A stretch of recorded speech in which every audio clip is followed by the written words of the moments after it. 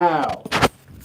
Not then, not later, but now. So we hope that you're enjoying whatever your weather pattern may be. If you're watching in the sunny Pacific Northwest where we are, then it's beautiful. Oops. And yes, it might have been muffled. But if you're somewhere else where it's not so sunny, it might even be the nighttime where you're watching at. We still want to send sunshine to you. Send them sunshine, team. My name, I say your first name and why you're excited today. My name's Andre, and I'm excited because my team's excited. They're shining.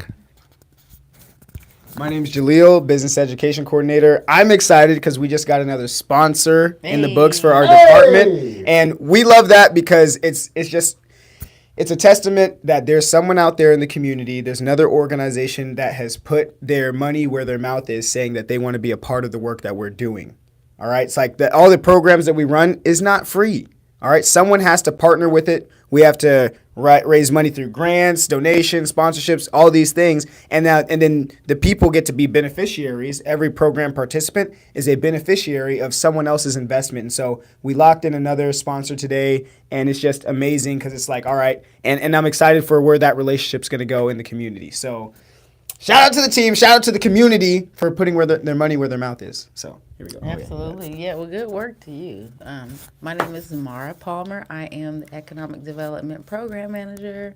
And to my left, what are you excited for? We're excited Oh. about it. Name and what you're excited about. First name, what you're excited about. Let's see. Jaleel was preaching, so it made you lose track. I understand. He said, and point number 3, I'm thankful for.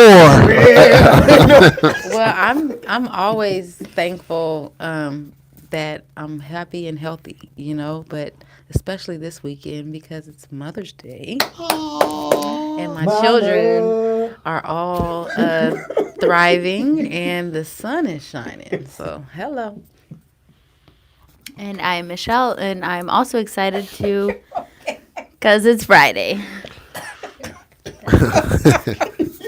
So today's grand topic that we will be covering, it's rare that we have the sun, so you can see that it brings out the sillies, but nevertheless, we press.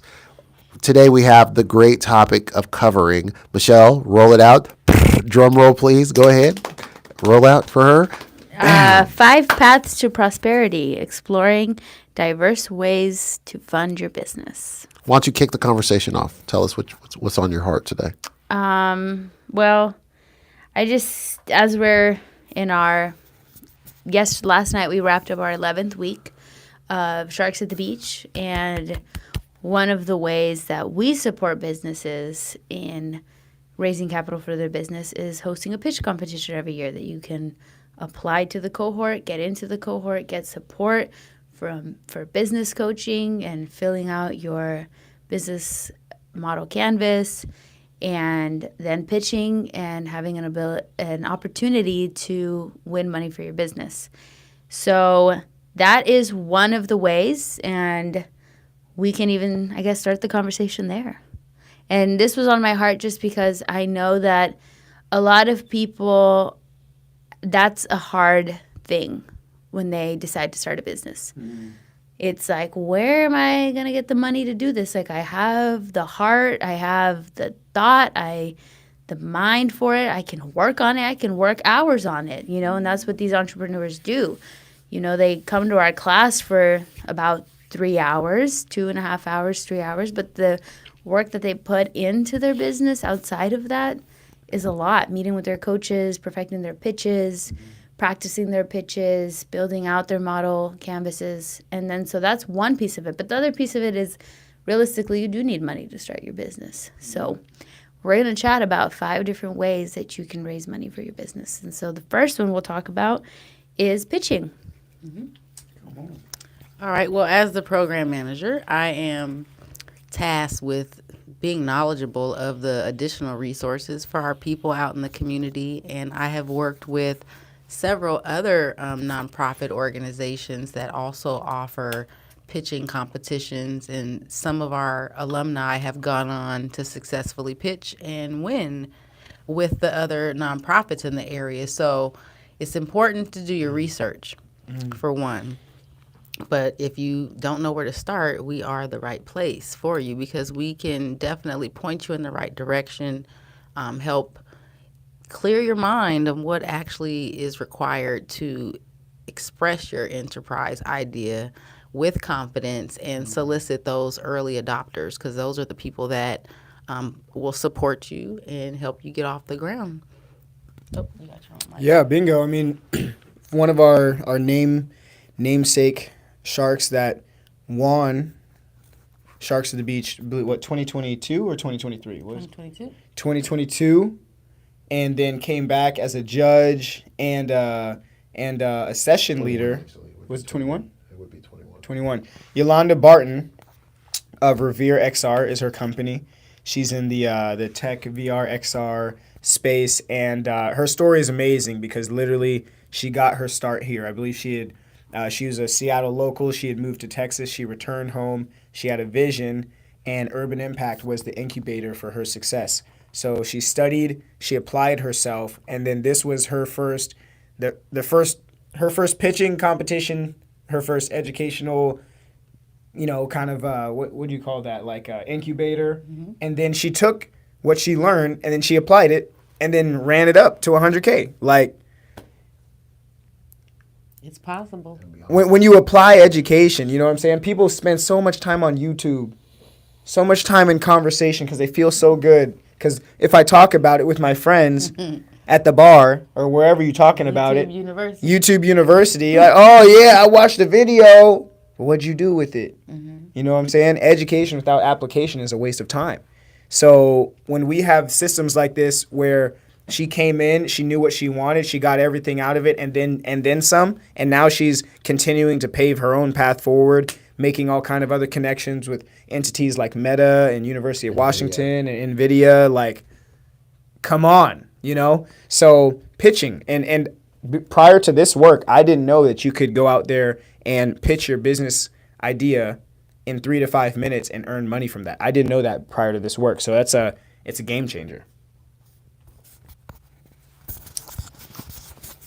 I concur. I endorse everything that they just said. No, the reality of doing your due diligence, when Mara alluded to that, of figuring out what's available for you, because if you don't even set your mind on what it is that you want to find, so people can always make excuses as to why. I talked to someone earlier today. It was frustrating because it's someone I care about, and I asked them because they were complaining about where they were at in particular in their life. And I know this person and I know all the abilities. And I don't know, I'm not God, but I know enough from what I've seen as their friend to be like, you packing some good, abilities and skills and talents. And there's these attributes about you. And they were frustrated with their present employment situation. And I'm like, you could make way more than that just off of if you would just take the time to slow down and stop thinking, and think, because you're running so much. So just assess what it is that you're carrying. And then, hey, why don't you start a consulting company based upon this expertise that you have? And they, oh, well, I don't know. And I'm just like, but you're still complaining about this is what you're being paid, and it's not enough. And then here's the point I'm making is that if you're saying, I want to start my business, but, I've heard all the, people can, it's a white people's world, or, I'm a female, or I'm a this or a that. For all of us that say all the reasons why we can't, there are those that are just looking and executing and making it happen. So that's my encouragement to you, is like pushing through the barriers of saying, first off, identify, as Mara said, what's around you. So that's assessing, that's saying, all right, what opportunities are out here? What pitch competitions are there? What programs are there where I can learn how to pitch? What videos can I watch? If we want to allude to YouTube University, I'm going to study the best pitches that have been most compelling, and I'm going to study the different formats. This was the long form. This was the short form. This is the kind of documentation. This is how they built their slides.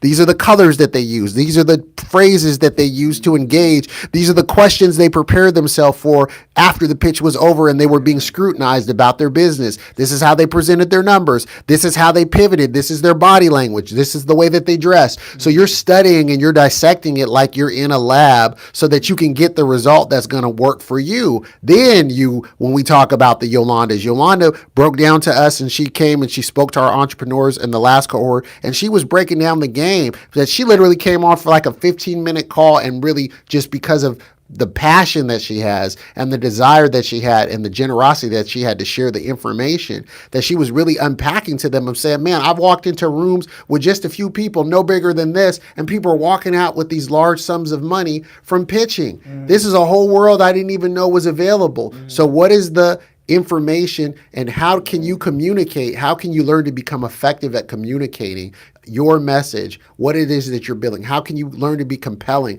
How can you learn to be persuasive? What are those attributes? See, the very things that you might have gotten in trouble for all the time when you were in school, you might have been persuasive, but you were getting kicked out of the class because you had more persuasion than the teacher. So you're getting all the attention and you're using your so-called power for evil because you might be distracting everybody and everybody's playing and they're off task. But that's a gift set that needs to be developed. It needs character around it. So just want to encourage you that no matter what place you are and you find yourself, oh, I'm more intimidated or I'm more introverted, it doesn't matter. Learn how to push, how to make those butterflies line up. When you think about the value of, if I don't deliver this, what are the lives that are attached to this that will suffer? There's something that you're carrying that can be transformative for so many other people and can open up opportunities. So just want you to push past the kind of the fears and the limitations and the programming that makes you feel and believe that you're not qualified to play in the game. You're not even qualified to play in the sandbox. I had a meeting prior to coming here, and we were talking about that, about just kind of the brainwashing of, we can give people things that are kind of Band-Aids that just help them continue to stay in the same way, or we can help them to say, all right, yep, this meets the immediate need that kind of keeps the lights on, but we want you to also see bigger, play bigger, upskill bigger, dream for something that will shift and bring generational wealth. We want those 1,500, 1,000x returns, and they're available in certain sectors if you would do your due diligence and you would research. So that's just an encouragement to those, that the power of a compelling and effective pitch, learning how to harness your words as energy, learning how to put them out there, learning how to look for a return on that investment, learning how to become nuanced in how you communicate. And I'm glad Michelle picked this to say, like, there are different pathways, but that first one with pitching, it is very, don't sleep on it, is what I'm saying. You might think, I'm not qualified to do it. Well, if there's people that it's their first time doing it and they did it, and the next year they raise almost over 100,000 or about 100,000, oh, come on. Even if they raise 10,000 more than they did, it's a win. It's still a win. Yeah. Go ahead. I was just going to say, and this is why we're going to talk about 5 different ways, because, some people don't feel comfortable going up there. Obviously, we encourage you to challenge yourself and go up there and try something new. But it's all right if it's not your thing. We've had plenty of people who go through our program and then they get to the pitch and they're just like, man, I really can't do this. So we'll go over the 4 other ways. But one other thing that I want to encourage about pitching is that, and we talked to our entrepreneurs in the Sharks of the Beach program about this, that you're now, we're expected to have 100 people in the room that night. You're not just there to win money. This is an opportunity for you to now have 100 new clients, 100 people this is like free promotion. Come on, Michelle. We're sending out emails with the stories of each of these entrepreneurs and their products, and people are getting to know all these entrepreneurs before time. They're going to be on the collateral. They'll be all over our Facebook. I mean, they're getting free promotion. Yep. You can think of it as that. Your business has now been shown off to 100 new clients, and potentially more than that, because these emails are going out to many more people. So just think about that. And then also be prepared when you show up to a pitch competition. Have your business cards on you. Have your flyers on you. Have ways that people can. Somebody asked me this last night. Like, should I put my phone number on like phone number and like QR ways code, all for the that. QR code on my slides. And I said, I mean, you think about that. Do you want people to be able to rewatch it and be able to just have the Reach you? QR code Bingo. there and information of how to find you? Like, Yes. Come on. I think so. I would Yes, think so, but brilliant. I'm gonna let you think about that. Good. So that's another thing that is powerful about pitching. Yeah, that's real. And before we start talking about our last thing on pitching, just because it's on all of our minds. Okay, all right. So just forgive us.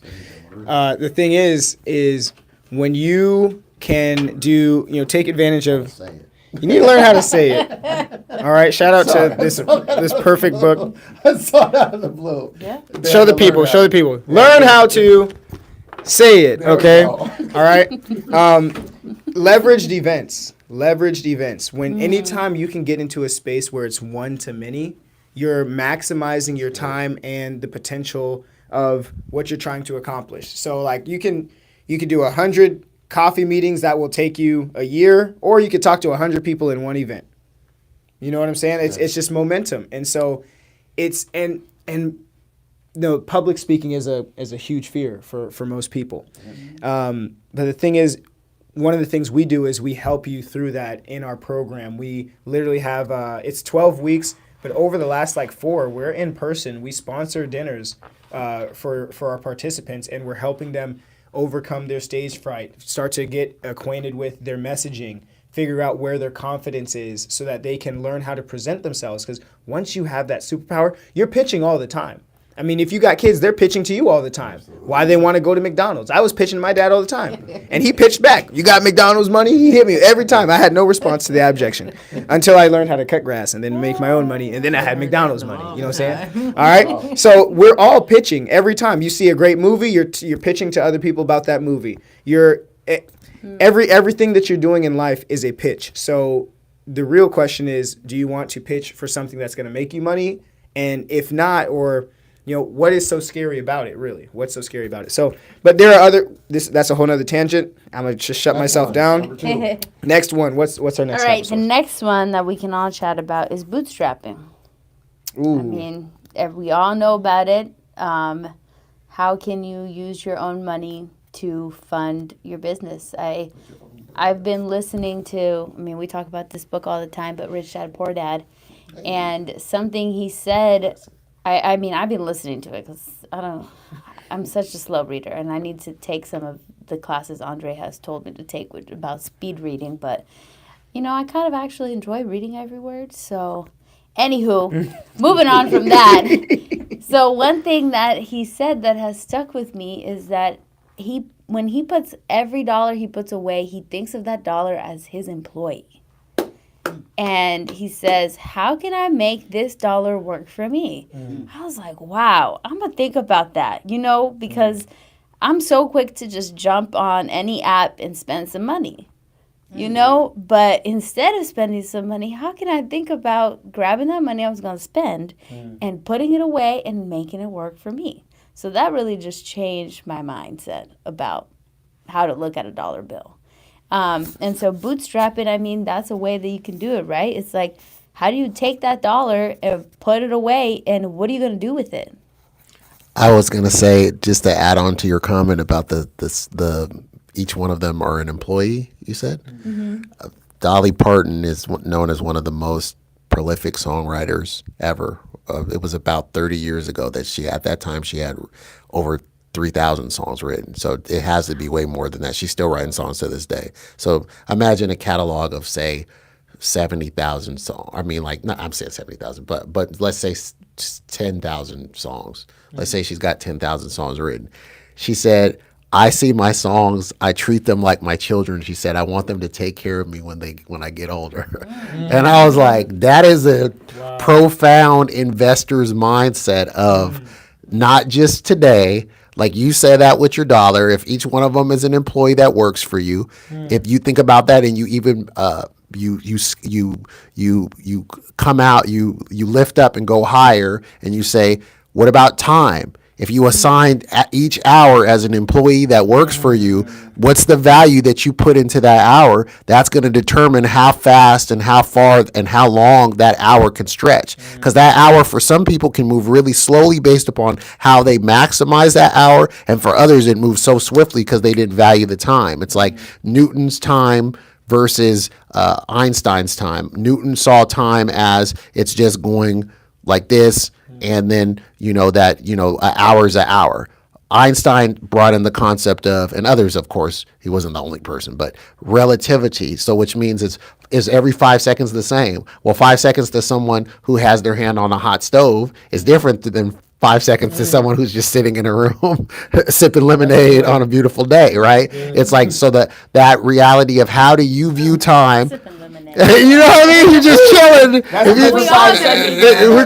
a different 5 seconds. Yeah, it's a whole different 5 seconds. So think about that with the resource that you have when she talks about how can you stretch a dollar. If you're about to invest, put your own bread up and you're saying it might be a slower process. So, but I hear people, they're so lazy when it comes to paying for the prototype or something, or the basis of it, of the as they call it, the MVP, the minimal viable product, that they won't even put together the that to make my labels, they say that it'll be this, and they don't put up a GoFundMe if you haven't put any bread up for yourself. Nobody wants to fund you laying at home taking their money to do something. I want to encourage that has became a mindset for some people, is that they think that we're going to fund your dream, and you haven't even put the due diligence into your own dream.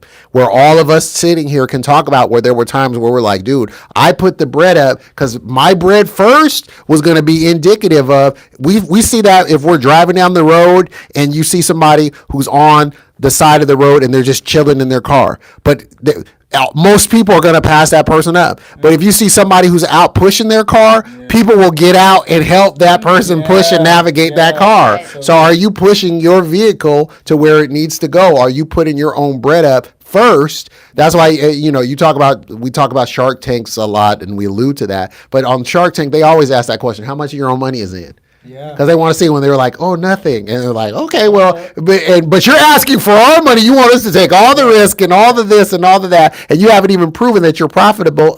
No, thanks. You keep your garage full of products. I'm out. So for you, when it comes to, are you putting your bread up to even get the base things paid for, and then you can go to the Kickstarter. Even when I helped someone do a successful Kickstarter, because I researched all the successful ones to figure out how to do it, and they were able to be successful in it. But what I told them was, I said, one of the key, I shouldn't be giving away a free game. I'll tell them. That's actually the next topic. That's number 3. I'm gonna give it to my team. So the first one is pitching, the second one's bootstrapping, the third one's actually crowdfunding. Oh wow, that's crazy. Okay, so I'll give it freebie because it's like Kickstarter's so old now. You should figure this out anyway. But it's before you launch a Kickstarter, get 60% of it already sold and paid for. You go, before you even launch it, go meet with people and get 60% of it. Because when it goes, there's something psychologically that happens to us when we see it go up and wow, this just launched and you already got 60% sold,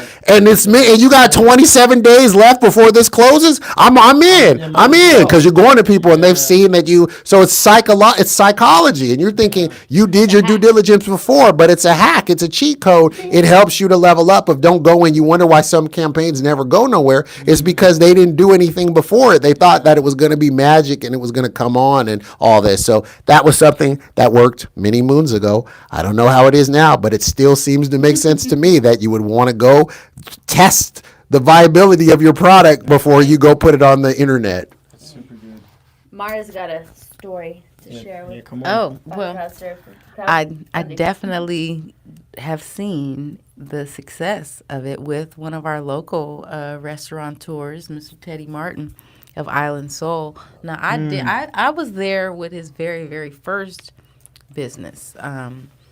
And since then, he's moved into a new location and remodeled and is thriving and doing well. But he wanted to take his business to the east side. So what did he do?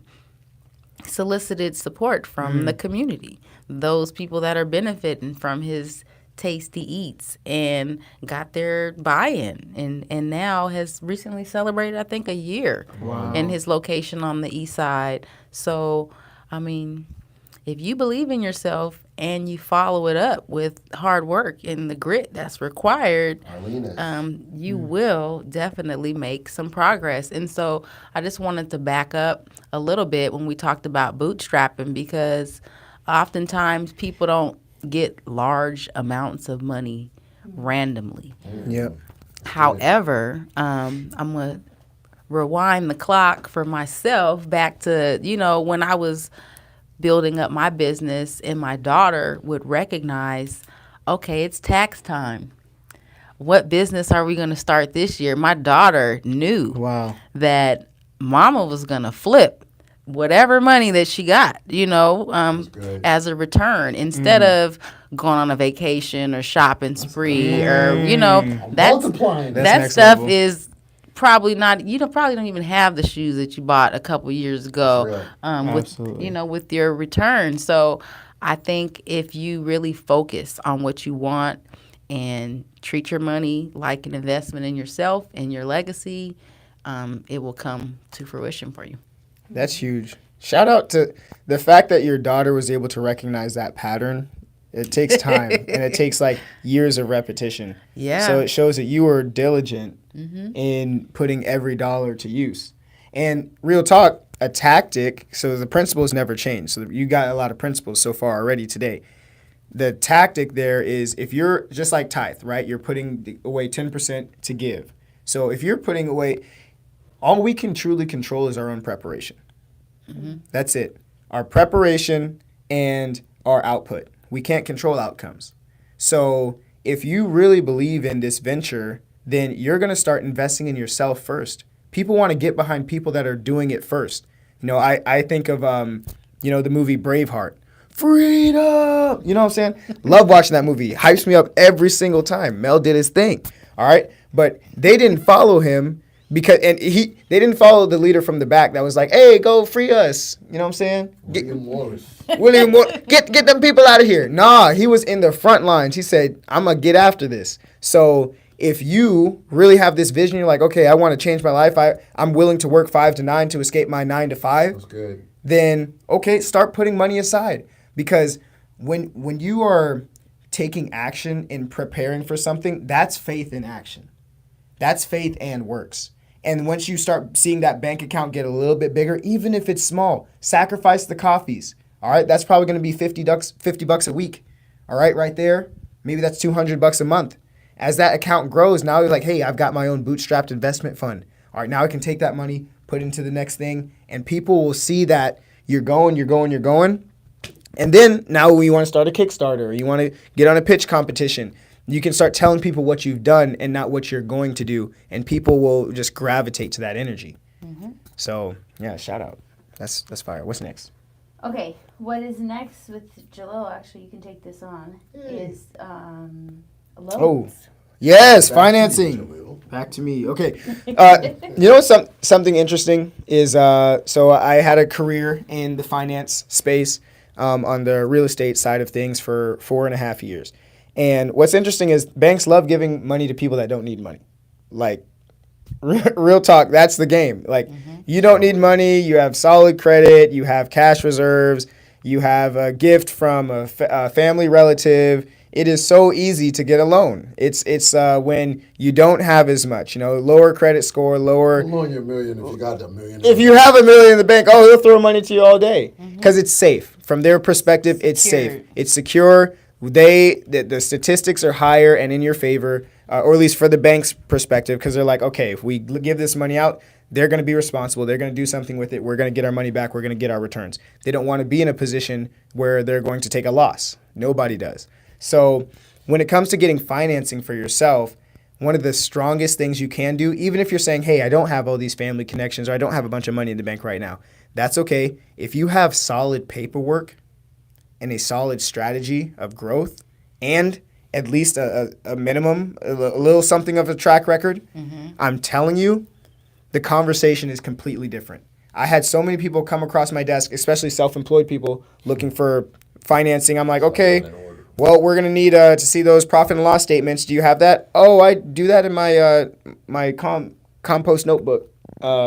Does that work? I said no, it does not. My processors aren't gonna take a look at that for a second. Do you have an Excel sheet? Something? Excel. Excel, what's that? I'm like, oh man, you're trying to get a loan? All right, so doing that due diligence, and at minimum, if I was just saying, hey, all right, viewer, you want to get a loan somewhere, where do I start? Just start with organizing your paperwork. Because if you can organize those documents for the bank, I'm telling you, now they can help you get things structured, and they'll know because there's new programs being created at all times because the lending environment is just changing it all the time. But one thing that will not change is they want to see organization, they want to see structure, and they want to see a track record. True. So that will never change. And the more organized you are, there was one guy that came in with literally like a PowerPoint.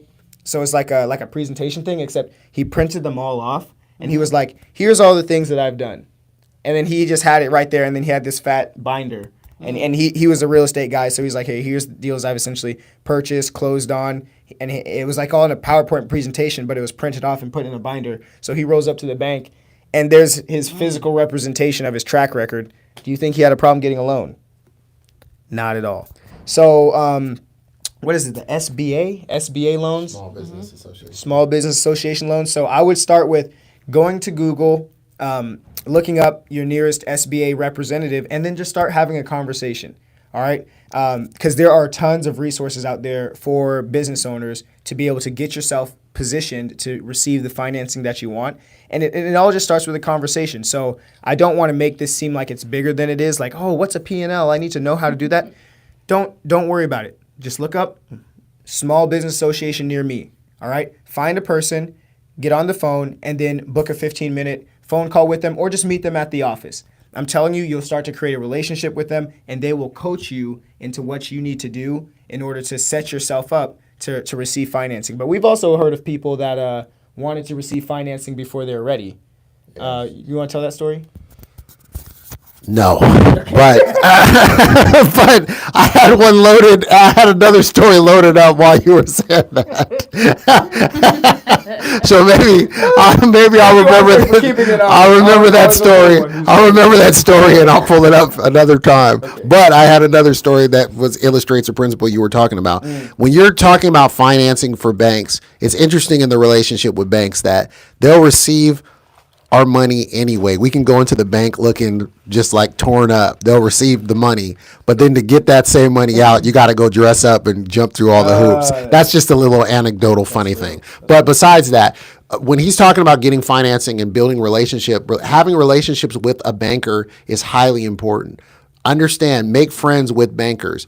Kathy Hughes, the founder of Radio One, which is the largest African-American owned like radio and media, TV One, all that stuff. When she was trying to buy her first radio station, she went and it was denied and all this. And she credits this one, I forget the woman's name, but it was an Asian woman that gave her a shot. And she was so thankful for that. But she pointed out, and the lady who helped her told her this statement of saying, wow, you really need to let people know who are your friends that are pastors, that they really need to develop strong relationships with the bank, because it makes no sense that they are launching new schools, that they want to launch a school, and then they're putting their thermometer in the church to raise money for a school project.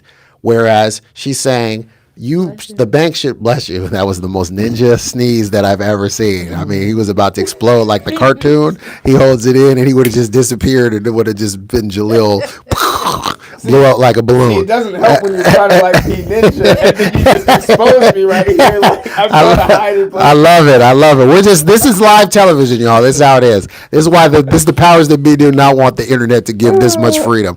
But with that being said, she pointed out, and she said the pastors are doing this where they're putting the thermometer up to raise money for it, where that same bank that they go and deposit all those offerings and those tithes week to week, millions, that if the bank won't give them the money to go finance the school project that's going to benefit the community, then she says they should collectively go gather those other pastors in the city and say we're going to move our money to a different bank because that's millions upon millions of dollars. So the point she was making was develop a relationship and develop rapport with banks and leverage that strength of knowing the banks, knowing that's the power of local banks. And I know they're being consolidated and kind of going for the big ones, but that reality, if you still have local banks that you can do commerce with, go do business with those banks. And most importantly, control your own capital, know how to build that capital base and keep it in your circulating in your community. All right. Keep it close. That's all I'm going to say. Andre, you can talk about the last one.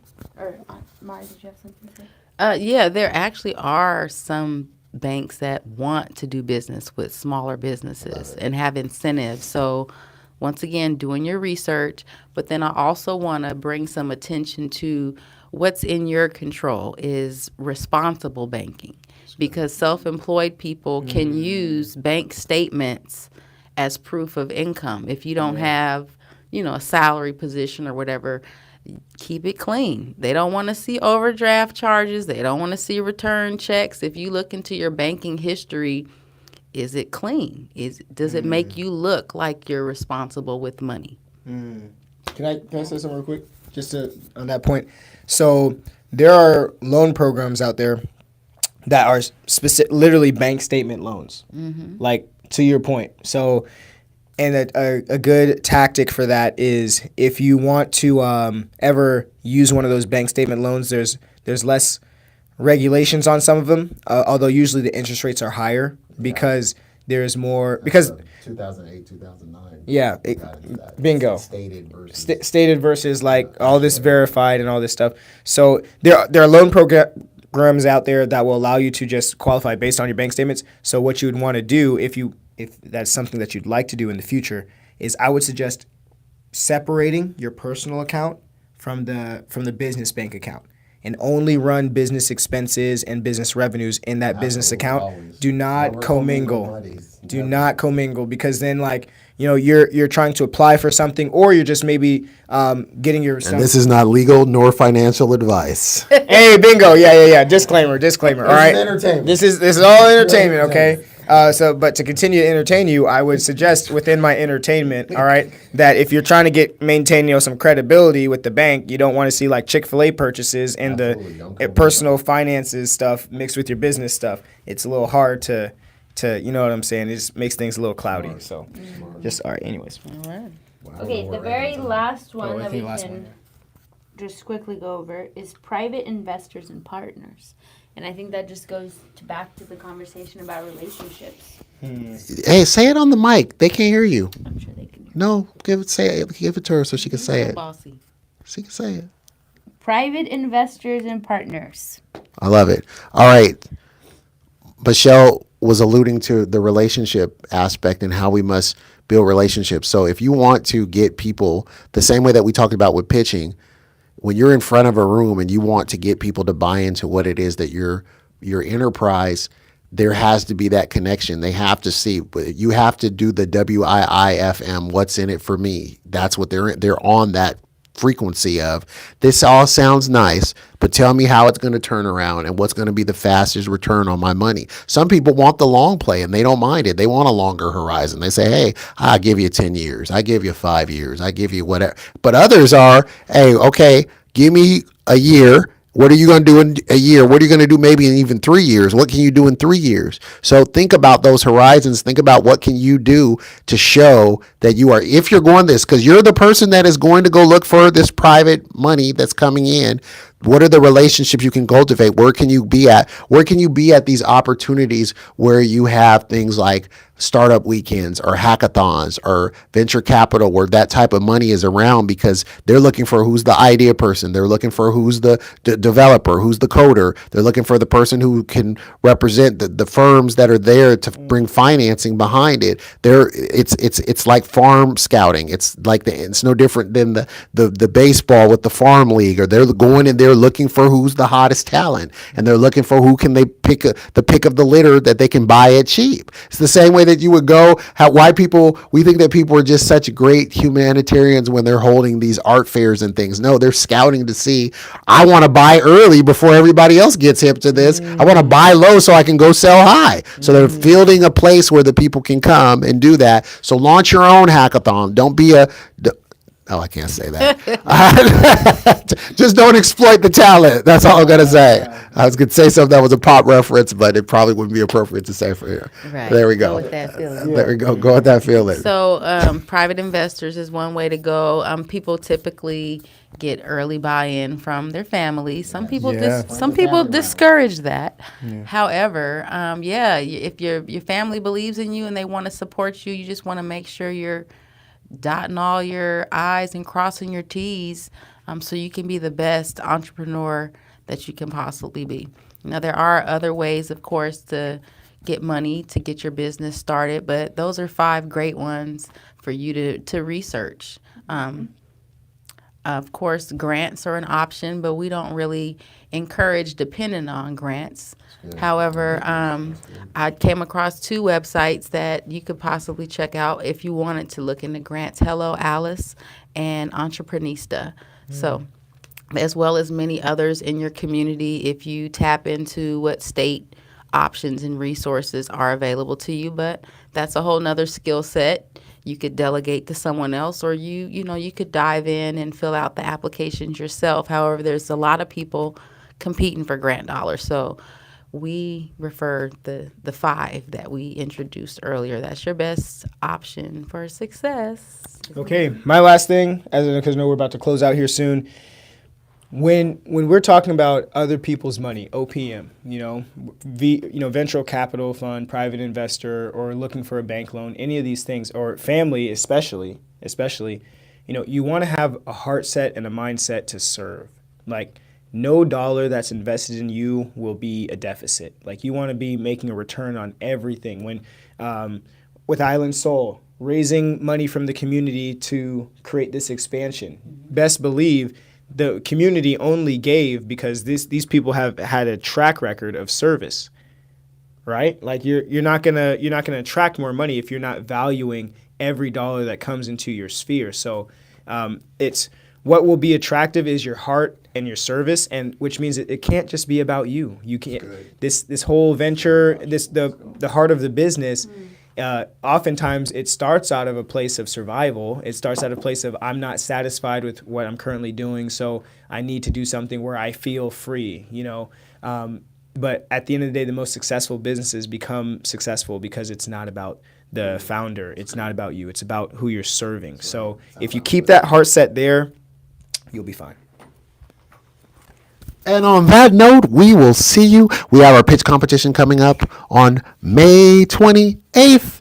Don't be late. So May 28th, we'll be there, 5:30 here at the headquarters, 5:30 Pacific Standard Time. Perfect. Make sure you do that because we don't want you to tune in some other day, some other time. So those of you that are in the future, we look forward to your investment and your involvement. Do all the YouTube-y stuff. Please like, share, subscribe, comment so that the algorithm can hit the notification bell. What are you waiting for? You've been getting all this great content and you haven't subscribed yet? You haven't hit that notification bell? You haven't dropped us a comment of, this is how I funded my business. Show us some of the things that you're doing to fund your business and what you've looked into and what's worked and what's not worked. Tell us we were completely wrong. We don't know what we're talking about. Tell us that we need to get better. Do something that interacts so that the algorithm picks us up. We appreciate you and we value you, and we will see you next week. Shalom, shalom.